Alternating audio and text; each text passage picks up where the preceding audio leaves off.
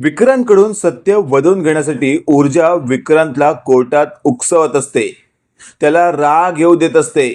विक्रांत चिडत असतो आणि चिडता चिडता तो बोलून जातो, ए ऊर्जा शिंदे, ज्या मस्ती आली का तुला? एक गोष्ट लक्षात ठेव, माझ्या मनात आलं ना तर मी काय करू शकतो सांगता येत नाही, आणि मग तुला खूप ते भारी पडेल. अचानकपणे विक्रांत हे जे काही बोलून गेलेला असतो त्यानंतर हर्षवर्धनला खूपच टेन्शन आलेलं असतं. हर्षवर्धन स्वतःशी बोलत असतो, ज्या गोष्टीची भीती होती नेमकं तेच घडतंय. हा विक्रांत स्वतःच्या रागावर ताबा का ठेवू शकत नाहीये, याला किती वेळा समजवायचं. आणि अशातच आता विक्रांतला शेवटी कोर्टात असणाऱ्या हर्षवर्धनने डोळ्याने समज देण्याचा प्रयत्न केलेला असतो आणि विक्रांतला कळून चुकलेलं असतं की यापुढे जर मी चिडलो तर नुकसान माझंच होणार आहे, म्हणून मला शांत राहावं लागणार आहे. तेवढ्यात आपण पाहतोय आता जज साहेब म्हणत असतात, ॲडव्होकेट हर्षवर्धन जहागीरदार, काय चाललंय हे? कोर्टात तुमच्या अशिलाला नेमकं कसं बोलायचं हे कळत नसेल तर तुम्ही त्याचे वकील म्हणून कमी पडताय. हे वाक्य ऐकल्यावर आता हर्षवर्धन म्हणत असतो, जज साहेब, या कोर्टाची मी हात जोडून माफी मागतो. मला फक्त 2 मिनिटं द्या, मी त्याची समजूत घालतो. असं म्हणत आता हर्षवर्धन विक्रांत जवळ आलेला असतो आणि त्याने लगेचच विक्रांतचा हात धरलेला असतो आणि विक्रांतला एका कोपऱ्यात नेलेलं असतं. विक्रांत लगेचच म्हणत असतो, अंकल अंकल, मला लवकरात लवकर या केस मधून बाहेर काढा. मला त्या ऊर्जा शिंदेला धडा शिकवायचा आहे. हे वाक्य ऐकल्यावर हर्षवर्धन म्हणत असतो, अरे आता तुला या कोपऱ्यात का आणलंय मी? तुझं डोकं फिरलंय का? तुला जेवढं सांगितलंय तेवढं कर ना. मी तुला या कोपऱ्यात आणलंय तरीही तू काय म्हणतोयस की तुला त्या ऊर्जा शिंदेला धडा शिकवायचा आहे? अरे या कोर्टातून जेव्हा सुटका होईल तेव्हाच धडा शिकवशील ना, पण निदान तोपर्यंत तरी तुझ्या रागावर ताबा ठेव. हे वाक्य ऐकल्यावर विक्रांत म्हणत असतो, नाही अंकल, मी माझ्या रागावर ताबा ठेवू शकत नाही. ती ती ऊर्जा शिंदे मला भर कोर्टामध्ये नको नको ते बोलते आणि तुम्ही फक्त बघत बसताय. तुम्ही आमचे वकील आहात ना, माझ्या डॅडकडनं भरघोस पैसा घेणार आहात ना तुम्ही. हे वाक्य ऐकल्यावर हर्षवर्धन म्हणत असतो, ए दीडशाण्या, शब्द जरा जपून वापर. पैशाची गुरमी कोणाला दाखवतोयस तू? आणि एक गोष्ट लक्षात ठेव, जर माझं टाळकं सटकलं ना तर याच कोर्टात आजच तुझा असा काही निकाल लावीन ना की यापुढे तू कोणत्याही बाबतीत चिडू शकणार नाहीस, एवढा तुला भित्र्या करून ठेवीन मी.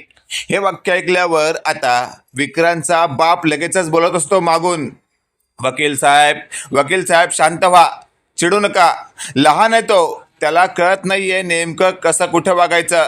त्याला मी समजावतो, नका काळजी करू तुम्ही. आणि तेवढ्यात स्वतःच्याच बापाने आपले कान धरले आहेत आणि जोरात पिरगळले आहेत. त्यावेळेला विक्रांत म्हणत असतो, पप्पा काय करताय तुम्ही? त्यावर आमदार शिर्के म्हणत असतात, एक गोष्ट लक्षात ठेव, आता वकील साहेब सांगतायत ना तेच ऐकायचं आणि तेच बोलायचं, स्वतःचं डोकं चालवायचं नाही. हे वाक्य ऐकल्यावर विक्रांत म्हणत असतो, ठीक आहे. आणि अशातच आता शेवटी हर्षवर्धनने फायनली या विक्रांतला म्हटलेलं असतं, कितीही काही झालं तरी तुला चिडायचं नाहीये. हे गोष्ट लक्षात ठेव, तू चिडलास की त्या ऊर्जा शिंदेला एक्स्ट्रा पॉवर मिळते, ही गोष्ट लक्षात ठेव. आणि अशातच विक्रांत म्हणत असतो, असं असेल ना तर नका काळजी करू तुम्ही, आता मी त्या ऊर्जा शिंदेला बरोबर तिची अवकात दाखवतोच. आणि अशातच आता कोर्टातून जज मॅडम म्हणत असतात, चला, एवढा वेळ तुम्ही कोपऱ्यात जाऊन बोलू शकत नाही. आणि अशातच आता हर्षवर्धन म्हणत असतो, ठीक आहे, थँक्यू जज साहेब, तुम्ही आम्हाला 2 मिनिटं दिलीत. आणि लगेचच कोर्टाचं कामकाज पुन्हा एकदा सुरू झालेलं असतं. आणि त्यावेळेला विक्रांत शिर्के आता हसत असतो. त्यावेळेला ऊर्जा म्हणत असते, अरे वा, म्हणजे असं काहीतरी तुम्हाला सांगण्यात आलेलं आहे ज्यानंतर तुम्हाला तुमच्या रागावर ताबा ठेवता येईल असं काहीतरी चित्र दिसतंय. पण विक्रांत शिर्के, ते तुला जमणार नाही, कारण तुझ्या रक्तातच नाहीये रागावर ताबा ठेवणं.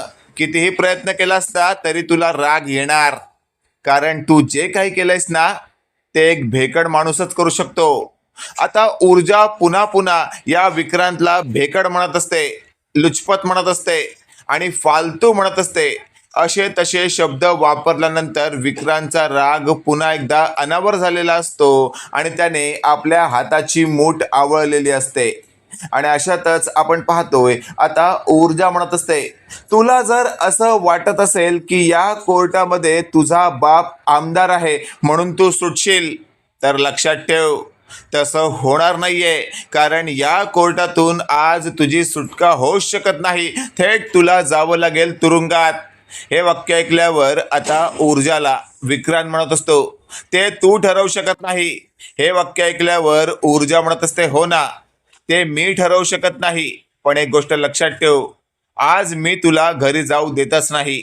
आणि अशातच आता हर्षवर्धन म्हणत असतो, जज साहेब बघा, ही ऊर्जा शिंदे माझ्या अशिलाला उगाचच राग येईल अशा प्रकारचं वाक्य बोलते. त्यावर जज साहेब म्हणत असतात, ऑर्डर ऑर्डर, काय चाललंय ऊर्जा शिंदे, तुम्ही केसकडे फोकस करा. आणि अशातच आता ऊर्जा म्हणत असते, हो हो मिलॉट, मी केसकडेच फोकस करते. आता मी तुम्हाला असा माझा एक साक्षीदार इथे आणू इच्छिते ज्याने स्पष्टपणे असं सांगितलं की हा विक्रांत शिर्केच पद्मावर अत्याचार करत होता आणि तिचा विनयभंग करत होता. तर मात्र तुम्हाला या विक्रांत शिर्केला तुरुंगात पाठवावंच लागेल. हे वाक्य ऐकल्यावर आता हर्षवर्धन म्हणत असतो, मिलॉट, या ऊर्जा शिंदेकडे एकही असा साक्षीदार नाहीये, त्यामुळे ही आपल्या कोर्टाचा वेळ वाया दवडते.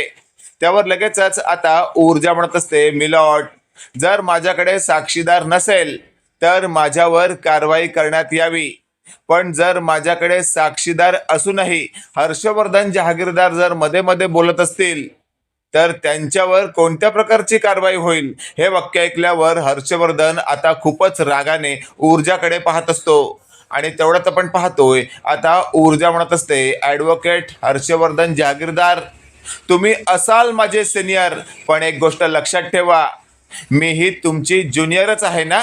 मलाही तुमच्याकडनं बाळकडू मिळालंय असं समजू नका, कारण मला बाळकडू माझ्या वडिलांकडून मिळालंय. हे वाक्य ऐकल्यावर मात्र आता हर्षवर्धन मनातल्या मनात म्हणत असतो, कर कर करायचा तेवढा शहाणपणा, पण तुझा हा माज लवकरच मी उतरवणार आहे. तेवढ्यात आपण पाहतोय आता जज साहेब म्हणत असतात, चला ऊर्जा शिंदे, लवकरात लवकर तुमचा साक्षीदार विटनेस बॉक्समध्ये आणा. जास्त वेळ घेऊ नका कोर्टाचा. आणि लगेचच आता ऊर्जाने ज्या व्यक्तीचं नाव घेतलेलं असतं तो व्यक्ती उठून लगेचच उभा राहिलेला असतो आणि तो त्या विटनेस बॉक्समध्ये येतो. विटनेस बॉक्समध्ये आलेला व्यक्ती हा शिर्केच्या घरातील एक नोकर असतो आणि स्वतःच्याच घरातील नोकर विटनेस बॉक्समध्ये आला आहे आणि तो आपल्या विरोधात उभा आहे. हे पाहिल्यावर विक्रांतच्या तळपायाची आग मस्तकात जाते. विक्रांत लगेचच बोलू लागतो, ए भिकारड्या, आमच्याच घरात खातोस पितोस लोळतोस आणि आमच्यावरच उलट आरोप करणारच काय तू. हे वाक्य ऐकल्यावर आता तो नोकर घाबरलेला असतो. ऊर्जा म्हणत असते, तुम्हाला घाबरायची काही गरज नाहीये. या विक्रांत शिर्केसारख्या भेकड माणसाला घाबरू नका. मी आहे तुमच्या बरोबर, जज साहेब आहेत तुमच्या बरोबर. त्यावर लगेचच आपण पाहतोय आता थेट विक्रांत म्हणत असतो, एक गोष्ट लक्षात ठेव, जर माझ्या विरोधात तू एकही वाक्य बोललास ना तर आयुष्यात ना उठवेन मी तुला. हे वाक्य ऐकल्यावर मात्र जज साहेबांनी आता विक्रांतला चांगलं झापलेलं असतं. जज साहेब म्हणत असतात, तू काय स्वतःला शाणा समजतोस का रे? जा, याला आत्ताच्या आत्ता तुरुंगात टाकून चांगलं फटकावून काढा. हे वाक्य ऐकल्यावर मात्र हर्षवर्धन लगेचच म्हणत असतो, सॉरी मिलॉट, मी मध्ये बोलतोय, पण प्लीज माझ्या अशिलाला अशा प्रकारची शिक्षा देऊ नका. तो लहान आहे, सज्ञान नाहीये, म्हणून त्याला कळत नाहीये नेमकं कुठे काय बोलायचं. तेवढ्यात आपण पाहतोय आता ऊर्जा शिंदे म्हणत असते, जज साहेब हा बघा, हा जो साक्षीदार आहे ना हा स्वतःहून सांगेल त्या दिवशी या विक्रांतने पद्माबरोबर काय केलं होतं. त्यावर लगेचच आपण पाहतोय आता घाबरत घाबरत का होईना तो साक्षीदार बोलू लागतो. तो म्हणत असतो, मिलॉट, खरं तर मला या विक्रांत शिर्केच्या विरोधात बोलायला खूपच भीती वाटते. हा माणूस नाहीये, हा हैवान आहे, हैवान, हा राक्षस आहे. याने आत्तापर्यंत पद्मासारख्या अनेक मुलींना त्रास दिला आहे. त्यांचा छळ केला आहे, त्यांच्यावर अशा प्रकारचे अतिप्रसंग किंवा व्यभिचार करण्याचा प्रयत्न केला आहे आणि त्याचा मी प्रथमदर्शी साक्षीदार आहे. मी आतापर्यंत कधीच असा कोणाला काही बोललो नाही, पण त्या दिवशी ऊर्जा मॅडमने मला समजावलं आणि मला हे सांगितलं की उद्या अशा प्रकारचा प्रसंग आणखी कोणाबरोबर होऊ नये म्हणून तुम्हाला उभं राहावं लागेल. आणि त्यानंतर मी ठरवलं की या विक्रांत शिर्केला फायनली शिक्षा झालीच पाहिजे. असा हा नराधम समाजामध्ये असा आपसुकच फिरता कामा नये म्हणून मी आज तुम्हाला याच्याबद्दलचं खरं सांगणार आहे. त्यावर लगेचच आपण पाहतोय आता तो जे काही बोलत असतो त्यानंतर आता सगळ्यांना धक्काच बसलेला असतो. तो साक्षीदार म्हणत असतो, या या विक्रांतने पद्माला त्याच्या बेडरूम मध्ये नेलेलं असतं आणि त्यानंतर तिच्यावर अतिप्रसंग करण्याचा प्रयत्न केलेला असतो. त्यावेळेला हा विक्रांत पद्माला खूपच मारत असतो, तिला घाबरवत असतो. पद्मा स्वतःची सुटका करून घेण्याचा प्रयत्न करत असते, पण हा भेकड विक्रांत तिला सोडत नसतो. हे सगळं ऐकल्यावर आता जज साहेब म्हणत असतात, याच्यावरून तर हेच सिद्ध होत आहे की हा विक्रांत शिर्केच दोषी आहे आणि याला तात्काळ आता कायमस्वरूपी तुरुंगात पाठवण्यात येणार. हे वाक्य ऐकल्यावर आता हर्षवर्धन म्हणत असतो, थांबा जज साहेब, लगेचच कोणत्याही निकालापर्यंत जाऊ नका. कशावरना हा आलेला साक्षीदार खरं बोलतोय, याच्याकडे याचा काही प्रूफ आहे का? याला जर या ऊर्जा शिंदेने असंच बोलायला भाग पाडलं असेल तर. हे वाक्य ऐकल्यावर मात्र आता ऊर्जा म्हणत असते, मी असं का करेन? त्यावर हर्षवर्धन म्हणत असतो, केस जिंकण्यासाठी.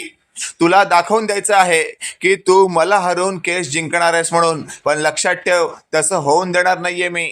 त्यावर ऊर्जा म्हणत असते, जज साहेब, मला माहित होतं या कोर्टामध्ये हर्षवर्धन जहागीरदार हा विषय नक्की मांडतील की माझा आलेला साक्षीदार नेमकं कशावरनं खरं बोलतोय.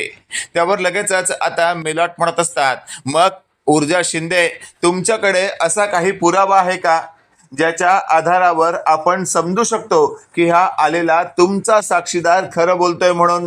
त्यावर लगेचच आता ऊर्जा म्हणत असते, हो आहे ना, माझ्याकडे असा आणखी एक पुरावा आहे जो पाहिल्यानंतर तुम्हाला जज साहेब कोणत्याच पुराव्याची गरज पडणार नाही आणि तुम्ही तात्काळ या विक्रांत शिर्केला अशी शिक्षा द्याल ना की आजपर्यंत कधीच कुणाला देण्यात आलेली नसेल. आता मात्र हर्षवर्धन बोलू लागतो, जज साहेब, मी सांगतोय ना तुम्हाला, ही ऊर्जा शिंदे फक्त आणि फक्त या कोर्टाचा वेळ वाया दवडते, बाकी काही नाही. माझं तर म्हणणं असं आहे, तुम्ही या ऊर्जा शिंदेच्या बोलण्याकडे जास्त लक्ष देऊ नका.